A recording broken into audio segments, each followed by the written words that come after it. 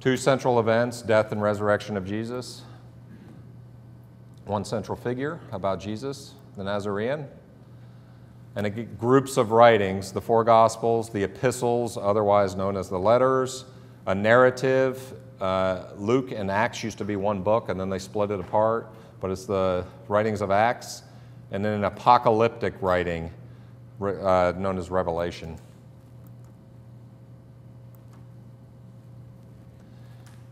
The Catholic Old Testament has 46 books in it, okay? 39 of those books, if you got a non-Catholic, it specifically says Catholic, like the New American Bible says Official Catholic Bible. You can get the New Revised Standard Version, Catholic edition, and if it doesn't say Catholic, then we have the same 39 books in the Old Testament. There's 7 more books in the New American Bible, the Catholic version, that would typically be found in what's called the Apocrypha in non-Catholic Bibles, and that's pretty much the middle section if you have a non-Catholic Bible with you. In addition, I have a study Bible, I brought it with me, has New Revised Standard Version, Academic Bible, and the Apocrypha has 17 writings in it, so the number of books in the middle can vary. But between Catholic and non-Catholic, there's 7 of them, and we'll go over that a bit. The New Testament has the same 27 writings. Why? Because they're not typically long enough to be considered a book.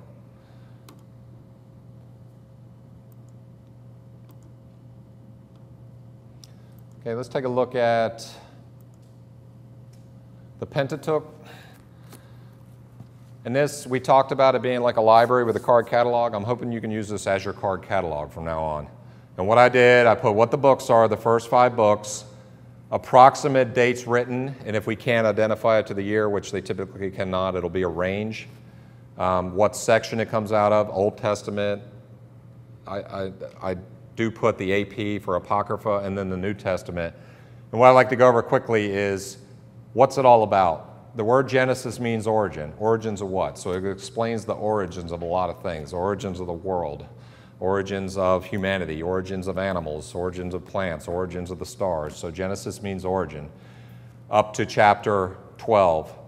And then after that was the story of Abraham. So that's history starting right there. We can date that back when Abraham actually walked the earth, from there forward in Genesis. Exodus, we talked about probably the most important book in the Old Testament. And this is when the people became known as Israelites, okay, God's people. Leviticus, the Levites were the priests back then, examined the law, very much law-like. I think you can count up 660 thou shalt nots in there. So there's a lot of law and examines that law. And this is the way the people were to live. Numbers, we had all these people, we got to group them. You got to count heads now. So Numbers is about counting the heads of the 12 tribes of Israel. So we got 12 groupings of people all over the place so they can keep track of the Israelites.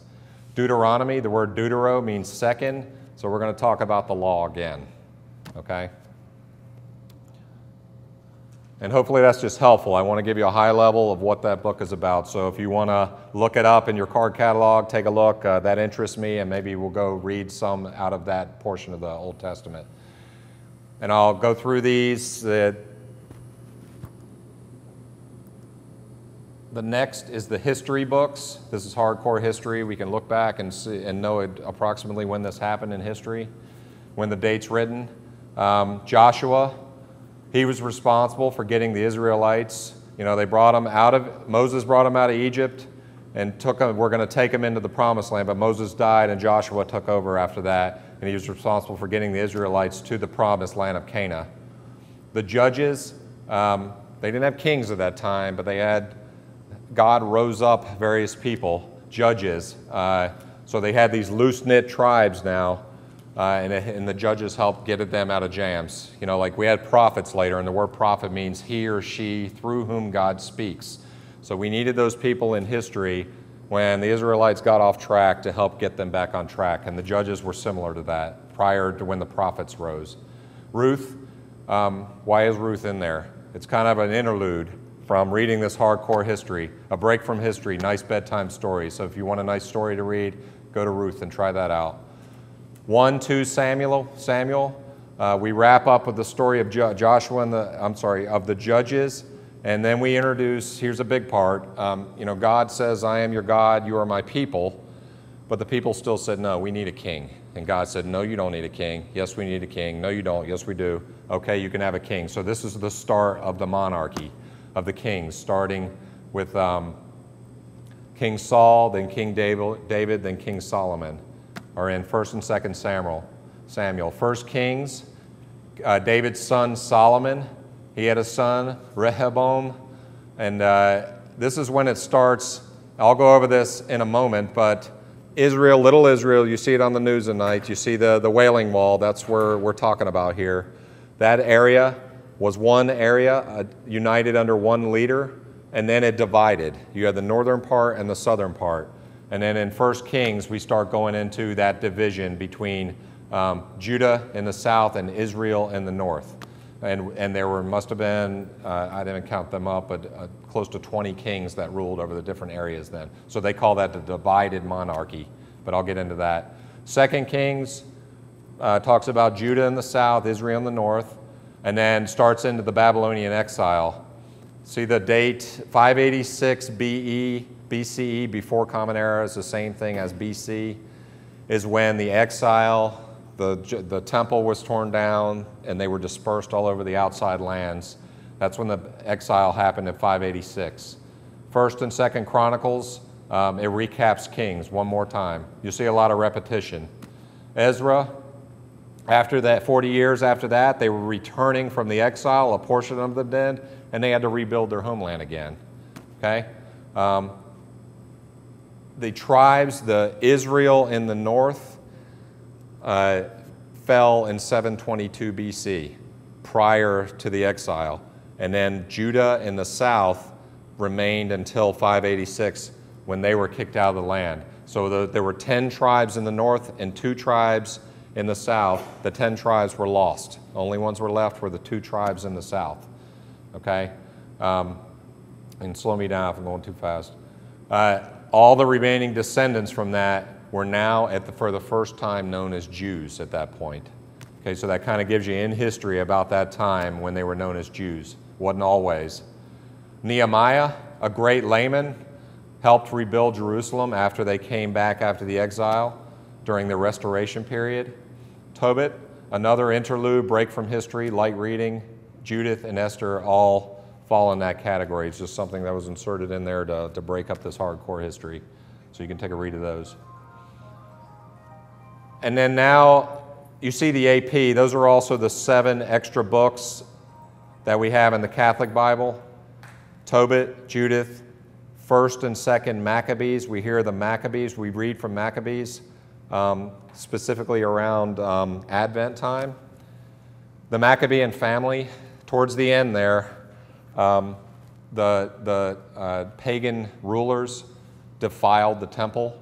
They would put in non-Judeo symbols and statues and did everything that was against Jewish belief.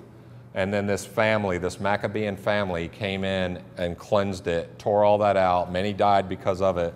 And so we see here 2nd Maccabees, the Feast of Lights, also known as Hanukkah. For 8 days they celebrated this re-cleansing of the temple, taking over the temple again, getting it back. So it was a big time. So that's history. And just to recap, now we got the wisdom books. And it makes sense. They've been kicked out, they come back, then all of a sudden all this wisdom writing started happening. What type of writing? Job, we recently read Job in our liturgical year here, in our readings. Why good people suffer is basically what Job is going to tell you. He was a very faithful man. The devil made a challenge to God saying, yeah, no wonder why he's faithful. He's got everything he needs. And then the devil said, let me take all that away. He said, you can do that as long as you don't touch his soul. And he did, and tremendous suffering, and Job persevered through all that suffering. Again, a timeless message that we can carry along with us today when we experience suffering. The Psalms, they had to have a hymnal back then. The word psalm means accompanied by a musical instrument. So that was their hymnal back then, that they would sing these. And there's 150 of them. Collection of song lyrics for the temple. Proverbs, norms for moral conduct. Ecclesiastes. Ecclesiastical means church, and it's kind of Koheleth was the narrator of the book of Ecclesiastes, and the bottom line of that book is he learns that only God lasts, all else is vanity, and that's where you get the term vanity of vanities. All is vanity. So he says the root of all that's good is God. Everything else is vanity. Song of Songs, we hear this a lot at weddings. An epic love poem, story of a man and a woman. Wisdom, the book of Wisdom, starts talking about the belief in the afterlife, and it was the very last book written in the Old Testament, 100 BC, 100 years before Jesus. Sirach, wisdom of past centuries. So we had, do we have 4 on the other page? Well, there's 7, no, we haven't gotten to it yet. I was saying it's a total of 7 extra books in the Old Testament in the Catholic Bible.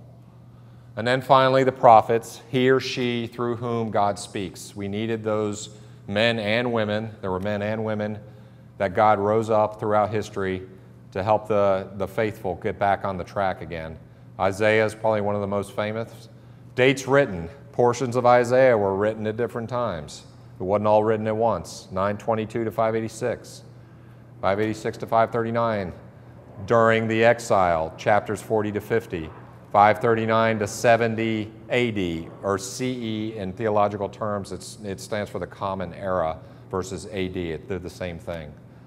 Okay? Jeremiah, Lamentations, Baruch, Ezekiel, and Daniel. And see the notes on the right-hand side. Major prophets, not any more special than the minor prophets, just more written about them. That's why we call them the major.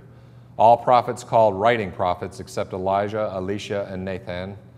And the main role of the prophets was not to predict, very important, not to predict the future, but to speak for God on issues of the day. Their intent there was not for them to speak in the future. They didn't care about that. They spoke about the things that were happening to the people at that time. So occasionally when I hear interpretations that this book is about the Iraq War or something like that, you just gotta, context is everything. You understand the context of what you're reading and who they were writing it for at that time. Yes, it can apply to today, absolutely, but you just gotta be careful with keeping things in context. There was an understanding back then from the people that these prophets were speaking of things in the future, and that's not what their purpose was, speaking of the future. They were addressing issues of the time. And we'll continue on. I'll address that a little more.